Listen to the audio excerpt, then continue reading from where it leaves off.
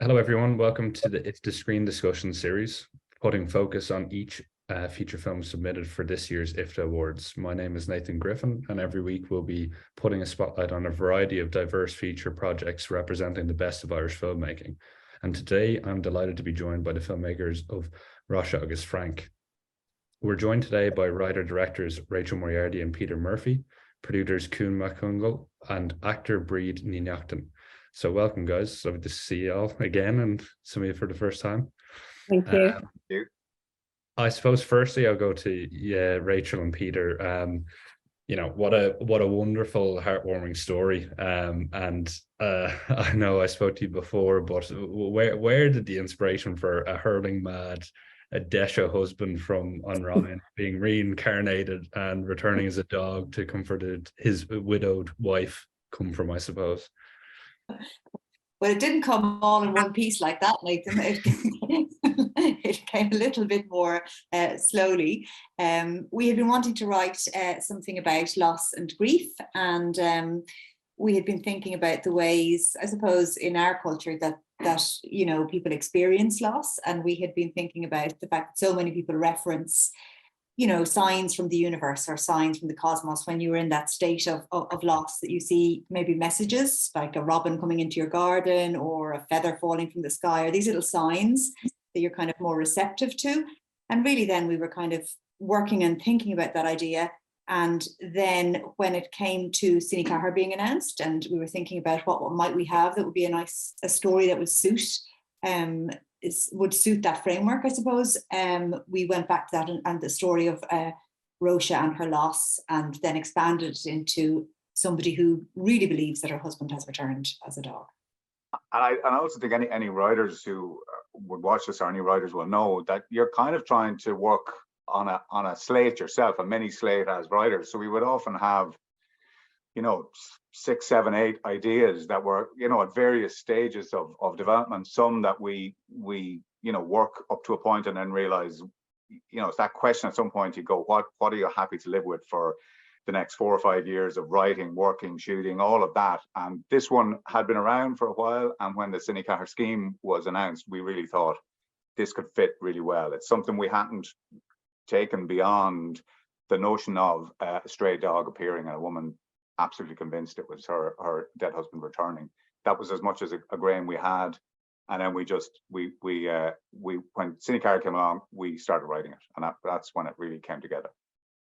Yeah, and it's quite funny because anyone that might know you from previous projects such as Traders, it's quite a stark difference in feel and tone, and I'm just kind of intrigued in how much fun you had with changing it up that much. Great. I mean, I think that's the thing. We like.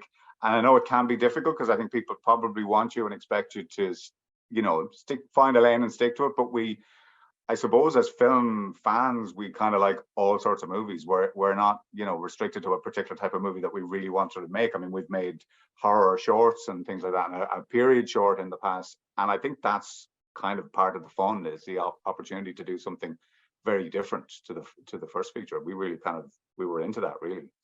Yes, there were far fewer kind of stunts and weapons required. So that was, flexing a slightly different muscle, I think, with this. But it's true, yeah. I mean, we're fans of a lot of different genres. So it's very fun then to kind of work in a completely different one as well. Absolutely. And I'm sort of intrigued to know how Kuhn then got involved. I suppose firstly I'll ask you guys how it came to be that you asked Kuhn to get involved. And obviously he has ample experience with Cine Cahir after the fantastic Arucht came out of Tom Sullivan's famine feature film a few years beforehand. Well, we know Kuhn for a long time. I can't put a date on that, Kuhn, I'm afraid. Yeah. I can't remember that. Last century. That pivotal moment. We should have a great story about, oh my God, but no, we've known Kuhn for a long time. Obviously, Arucht was really great, a brilliant thing to do. I mean, Kuhn knew, I suppose, how to do this, which was really at a very fundamental level, what you're asking a producer to be able to do. I think it's also important to say that we kind of wanted somebody who could understand, I suppose, the culture of where we were setting the story, had an understanding of that, and also could creatively kind of collaborate with us. And, you know, I mean, it's a fixed budget, it's a fixed schedule, all those kind of things. So there were a lot of those things that we were taking into account, but also we know Kuan, I suppose, at a basic level, and knew we'd kind of work well with him.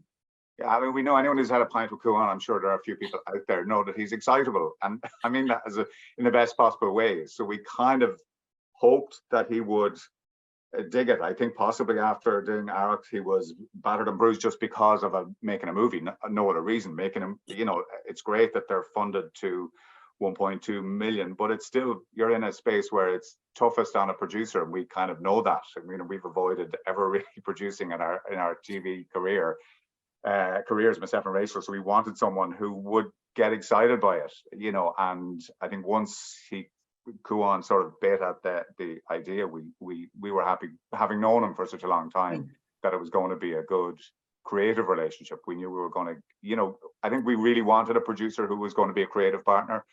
And, you know, we kind of knew from knowing Kuan for so long that that was going to be what it was, and that's what it was. And without putting you on the spot, Kuan, was there anything you can recall about what it was that might have gotten you excited whenever you first were pitched this? Well, again, but you know, I know both and respect both. I liked that Breed was actually Breed's name was mentioned very, very early on. I've always admired and loved her work, but actually, I just actually really love the story. And I love the fact that it was a contemporary film set in a Gaeltacht area, and that once you're into the film, once you're into the story, the language recedes. It's now just a film, and it has no. You know, and it's logical and it's sensible. I mean, if ever a film can be described as logical and sensible, where a dog's coming back as a murderer, but yeah, it was just exciting, and it was exciting because, I mean, we talked about the dog an awful lot, and it's a different, again, the guys talked about using different muscles. I hadn't made a film like this. I hadn't been involved in a film like this with that kind of thing, and that was exciting. And again, the guys are great to work with. It's a very collaborative. I you know, have a few filters missing between my brain and my mouth, and working with people where you know that's not going to be an issue, and vice versa. So yeah, we just dug in, and I'm actually sitting in the room with the guys where we locked them for 4 or 5 weeks, whatever it was, and write that script. There's no plaque or anything up. I can't see any. No. Yeah, we'll have it outside the door. So yeah, and obviously the enthusiasm, you know, from Alan and TG Carr and Screen Ireland and of trying to do this, and the great thing, we were talking about it last night, which is that you now are in a position, and I felt it emotionally and creatively back even at the time, that you were now potentially in a position where you could see and look at an Irish film and not like it, and actually say to yourself out loud, I didn't like that film, but it's okay, there's 2 more coming next year. Like that sense of creating a body of work, and we're all standing shoulders in terms of learning. You know, there was Finky before us, and we're all, and so this collective wave. And you know, whether you like horror, whether you like period pieces, whether you like comedy, whether you know, they're all just being now made, and we can now have an honest opinion and not do that thingy of where, you know, and it would have been true of Irish English language 20 years ago, where you just felt compelled to say it was great regardless, because you know, you're putting on the green jersey. So it was exciting, and the budgets are restrictive and yada yada yada, but kind of, you know, we're adults and we knew what we were sort of letting ourselves, well, maybe we didn't fully know what we were letting ourselves in for, but you know, yeah, so it was great. It was a great journey, and the end, I mean, you know, to the bitter and sweet end of picture locking it and then grading it, mixing it, it was a pleasure. Yeah, and I think, you know, we were discussing before going on air that just the great atmosphere and vibe that there is in the industry at the moment. But I have noticed how there is a real sense of family in everyone that's been involved with Cine Cahir, because everything is built towards that Oscar nomination that has now come on Colleen Kuhn. But you know, I was out speaking with Cleona yesterday, in fact, and even, you know, they're so regularly quick to reference how every film has played a part in getting to that moment, which is just, it must be lovely to be a part of all of that. Yeah, I think that's great. I was chatting to both Colin and Fiona last night as well at the event, and there is that sense of it feels like it turned into a little mini movement, which is really good. That Cine Cahir manage to find an identity so quickly, and it's really, I think that's been a real fun part of it actually.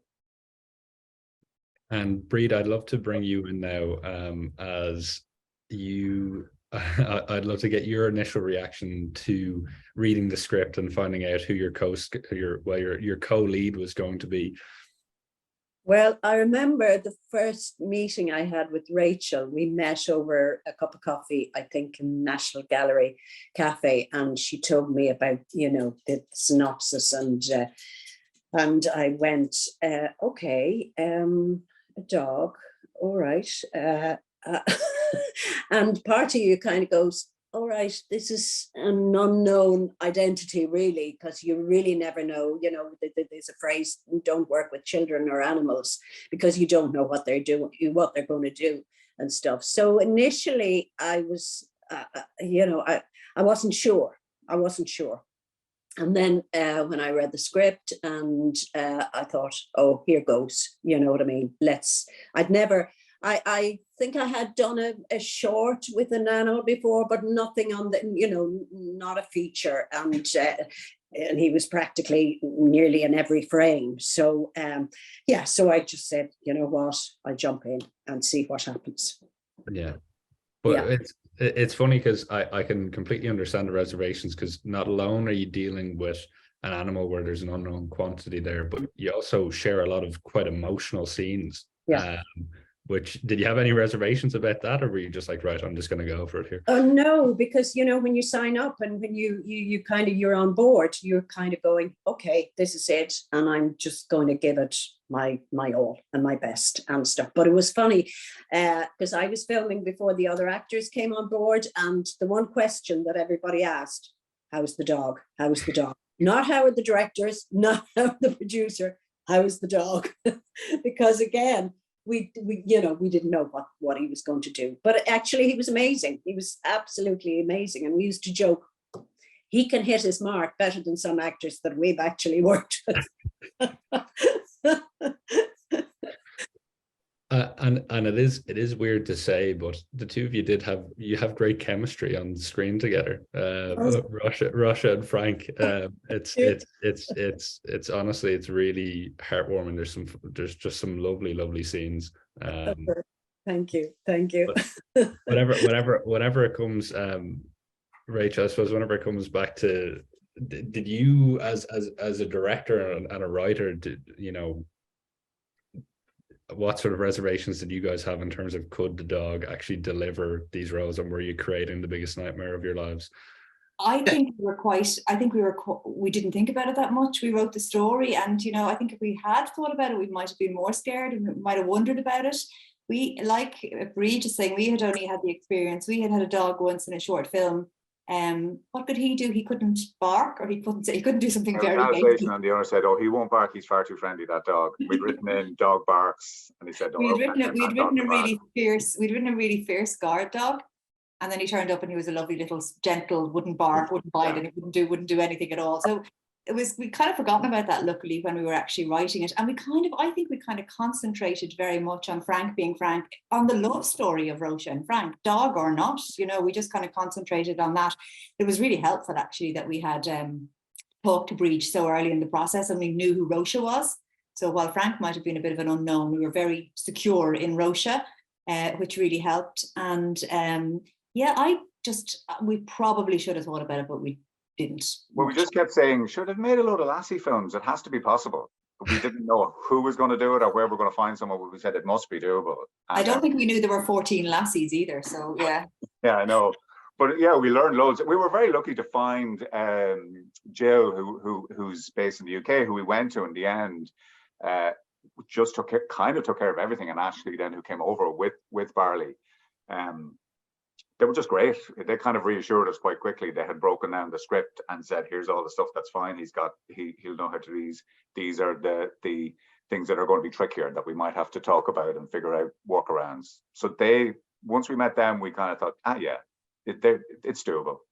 And then the very first day of filming, we made absolutely sure that basically we shot the dog the whole day, because if we were faced with a nightmare like day one. So by the end of day one, whatever other problems we may have, we were not going to have a problem with the dog.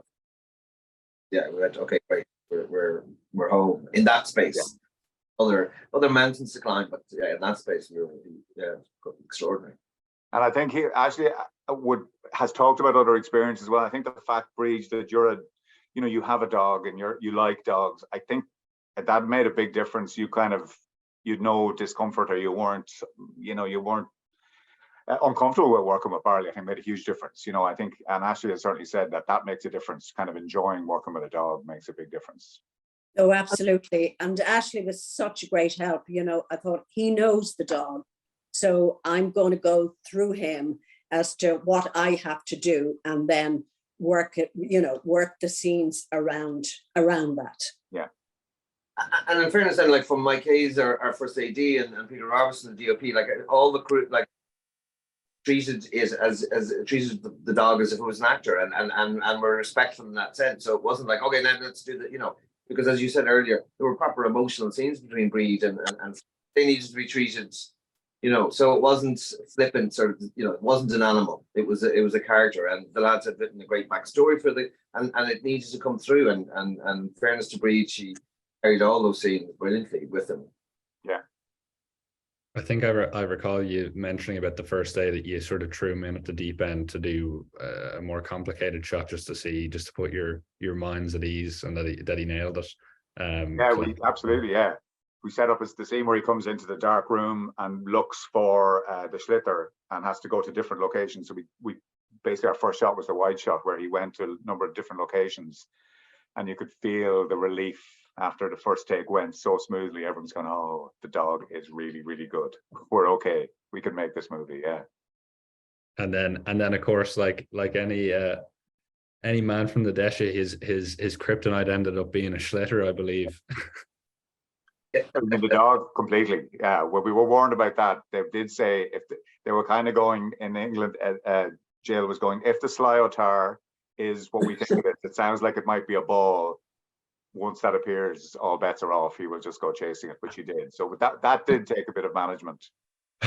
Yes, he ended up loving Schlitters, really. Yeah, he really did. Yeah. Very, very meta of him. But I suppose another major aspect of the film is obviously the location and the community aspect to it. I was wondering if you could just tell me a little bit about, I know it wasn't necessarily set in stone that it was going to be down on Ryan. Can you tell me a little bit about how that decision came to be? Hurling had a huge impact on it when we were kind of looking around at various different Gaeltacht areas. And we drove down there one weekend, and we saw lots of kids kind of walking around on the beach, you name it, with their hurleys. And we went, this is going to make a big difference in terms of casting, particularly the kid, because we thought there's no way we can cast a young actor, in Kerry, or, well, you could have certainly done it in Galway. There's a tradition of it, but the Kerry is definitely not a stronghold for hurling, and we knew we needed that to be taken care of for the child actors to be able to hurl. So that had a huge influence, and also kind of, I think the welcome we got down there made a massive difference. They were so immediately keen on us being down there and making a movie. That, I think that really helped, Rachel, didn't it? That sort of. It did. I mean, I have to say that, Kuan, you always are very insistent that, and correctly so, I think that we find a proper Gaeltacht community that the story could happen in. Do you know what I mean? That again, the language was the natural language of the place. We weren't trying to impose, or we were just going for the correct setting. But when we went down, we went to see, there's a local theatre group, there's a choir, there's singers, there are hurlers. There was so much culture kind of coming at you that just infused the whole story and gave it a whole extra layer of just musicality and creativity, and people who wanted to do this. And I think that our actors as well felt when they were down there, I mean, there was we had plenty of local actors and people who mightn't have had a lot of experience appearing as the community, and getting that to mesh together was really good, because I think they were very generous, and our cast were very generous. That also worked very well, I felt. Oh yeah, we were really welcomed, and you know, Ruan was what 13 at the time, and young.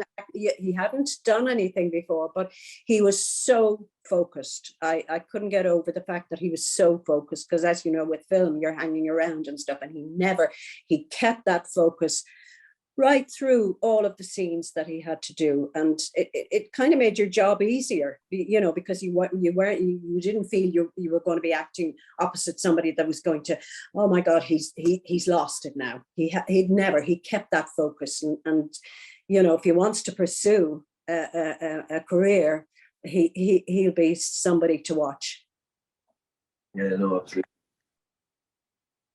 And yeah, no, I think that does really ring true, because the local cast, they give a real authentic feel to the project. And I know I'd spoken to Rachel and Peter about the fact that I'd spent a good bit of time down there doing a course down with Nematon, who I believe you were able to recruit some of their old alumni and stuff. And the likes of Deglan Depur was he's a camera teacher down there, and he's in on screen as the assistant coaches, and it was fantastic. I know I got a personal kick out of it, being able to see some of these people that I've met from down there, but it must give a lovely authenticity to feel like it's really steeped in the community. Like, it was interesting. We were asked a question actually on a Q&A from Canada recently, and they were saying, and how far apart are the places, you know, in the community that you create? How far apart are the places? And anyone who's been to Orion can tell you, well, you can stand on the road and you can see the hall that they sing in, the park, you know, the field that they play on.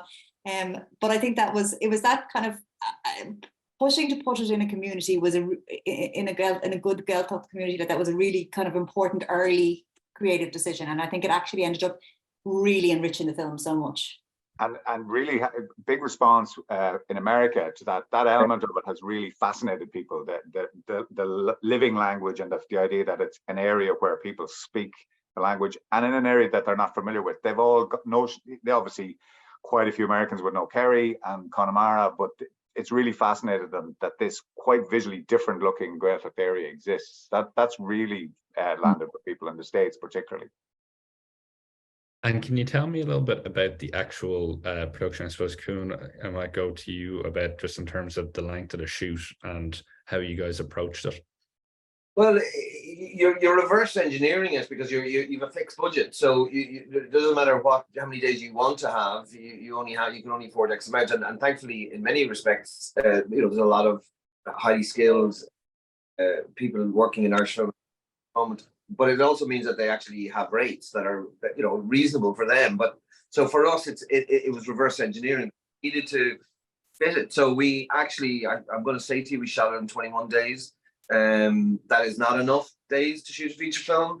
And Peter Robson, and again Mike Hayes, and you know, the whole crew did an extraordinary job, because we needed to shoot the scenes, and the guys were obviously, as writers on set as well, they're able to kind of, you know, if things need to be bent left or right, depending on how the daylights are going and children hours and so on.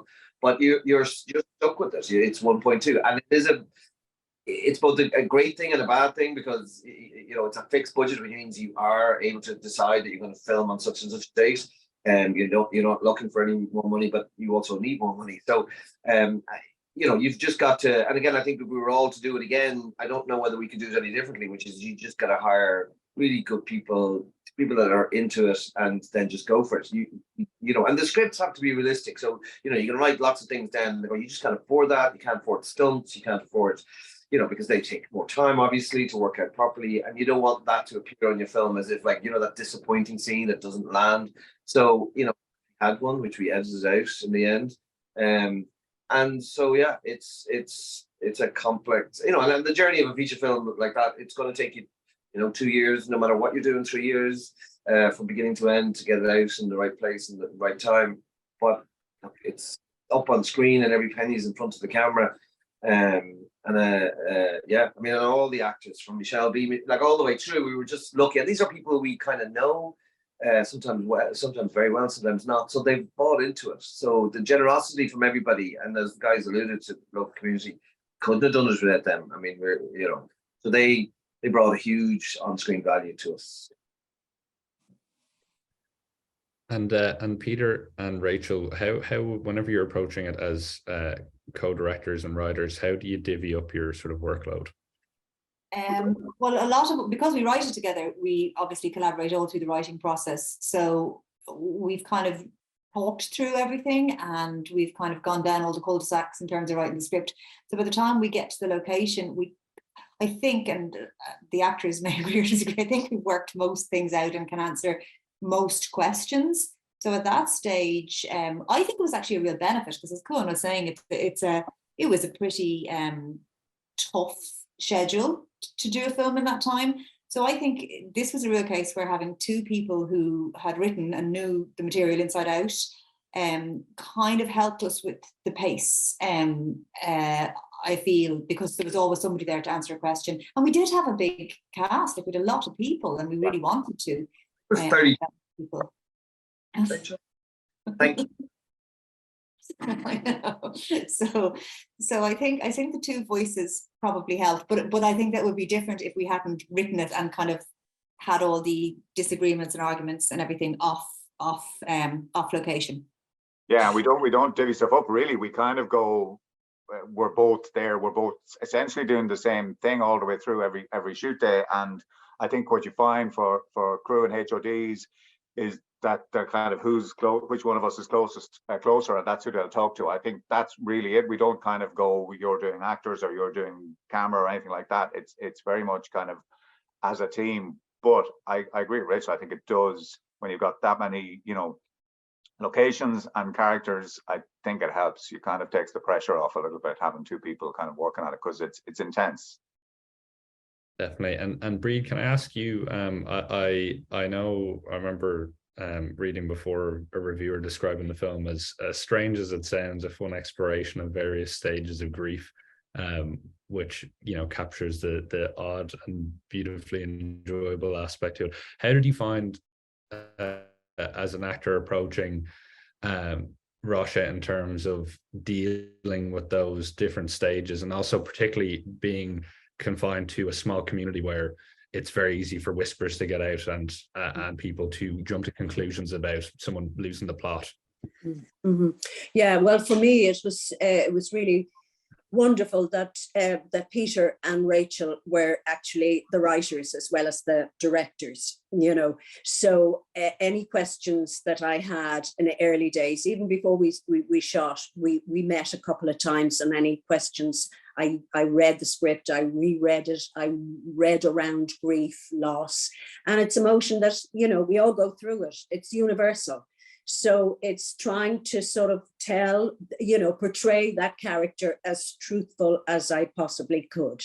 And I just went with them, really, and I trusted them. And yes, you say in a small community, everybody knows everybody else. And at the beginning, I suppose, for Róise, because she closed herself, she just locked herself in, and she, for a woman, and Frank obviously was very much part of the community, and suddenly she wasn't there anymore, and they missed her as much as she missed them.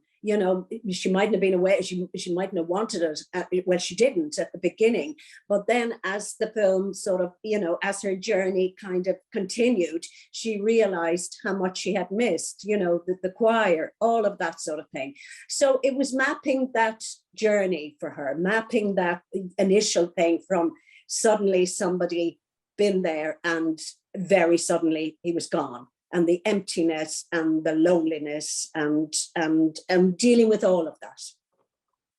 And then I suppose your journey is juxtaposed with Killian's journey, who plays your son, where he is completely coming from that frame of mind of, it's a small town, people are going to think you're nuts, you need to cop on, sort of thing. He slowly starts to come to terms. Like, it was only at the Screen Ireland thing yesterday, they had that clip of whenever he says Frank, and Frank's sitting on the couch and he's just slowly turns his head to the door. I just thought I forgot how brilliant that scene is, but whenever he starts actually believing that the dog may in fact be his reincarnated father, Yes, and he was the doctor, do you know what I mean? And he was, he was a pillar of that community, in a small community, the doctor is very much to the fore, that community. So I suppose there was so much of that as well. Every patient that came in, that, how is your mother, you know, and dealing with that. And I think, and we talked about it before we shot as well, her relationship with the son. You know, I think Róise and Frank, they were very much a couple. They educated the son. There he is. He's the doctor. That's fine. And for Róise, at the end of that, to sort of to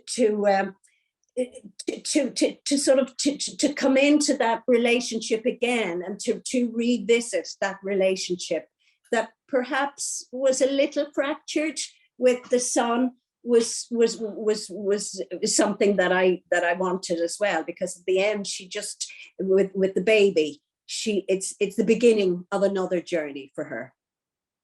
Yeah. And then lastly, just in terms of the community aspect, the choice of location in terms of the language as well, just like chun kind of squegel like no mate she's and Ryan ta I'm time ta balaka there and she'd ruddy ta she co at in comparison to Cougamoon no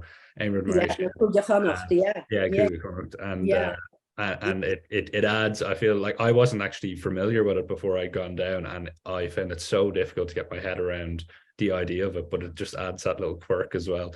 It was a fun aspect to the script as well. Well, it was, you know, because you want to get it right, you know, you want to get it right. But I didn't want to kind of do too much of the bloss, no more than if I was doing something in Connemara that I would do too much of the bloss either. I wanted it to be universal, you know, I wanted everybody to kind of enjoy it and not be going, what, you know, not be kind of concentrating on an accent. So yes, I mean, you got the imes and time and, you know, all of that sort of thing. And then you kind of, then I concentrated on the character, really. And I feel all those things sort of bring it all together, which kind of I can completely, well, I'm sure I know it was a surprise to you with international audiences picking it up, but I feel that authenticity, there is, I don't know, there is a universality whenever people feel like something feels authentic, even though they're not familiar with it. And like exactly. That was obviously reflected in audience awards, in particular at Santa Barbara, which must have been incredible. Exactly. And Sonoma as well. I remember being in Sonoma and they were saying, oh my God, the language, it's just so beautiful. Never lose your language. There was one of the guys that said, never lose that language. I thought it's wonderful. And sometimes we come, you know, as Irish people with a baggage, you know, they're coming to see a movie, you know, they're coming to see a story. There's, you know, so there's no baggage. And that's the wonderful thing about it. And it meant that all of it was in the DNA of the film. So then you're concentrate on what's actually happening. It was by in there, it unifies it all, and then now you have to tell the story that you're going to tell. But it does add a genuine authenticity. It's not superimposed. It's wired into it. And again, you're back to that local casting really elevated that. That really made a difference from that point of view as well. Yeah. And what was your experience at some of those festivals, like in terms of what was the feedback you were getting? What are the things that people have been most enthralled with, I guess? Well, grief is interesting. I think the whole grief thing, I think there were various stages when we were writing it and making it, and in post, at times we have to remind ourselves it essentially is a film about grief, and sometimes that can be kind of slightly scary. You think, how are people going to, because there's loads of lightness in it. And there's a lot that's positive. People have come away with a very positive feeling from the movie, but you're kind of going, at its core, it's about grief. And people have really responded to that. I think we've had quite a few people, and it's been very powerful coming up to you after and going, I've lost someone recently, or you know, that story of grief has really hit them. And for me, certainly personally, that's been the thing that's been most gratifying. And it's funny because another thing that has come up just because of the times is because it was, I suppose, a post-COVID world, the reconnection with community seemed to really, obviously we didn't know that when we were writing it, but it really it strikes a chord with people. They kind of go, oh yeah, you do get cut off, and how do you reconnect? And, you know, it is easy to be a stay at home and to stay in your bubble, and it's safe, and all those things that Róise was doing kind of to protect herself. How do you reconnect, and how do you kind of see the goodness in interacting with people? And so that emotion certainly a lot of people talked about as well, so yeah, sometimes you can just tune into an emotion that's out there, or something that people want to feel, maybe.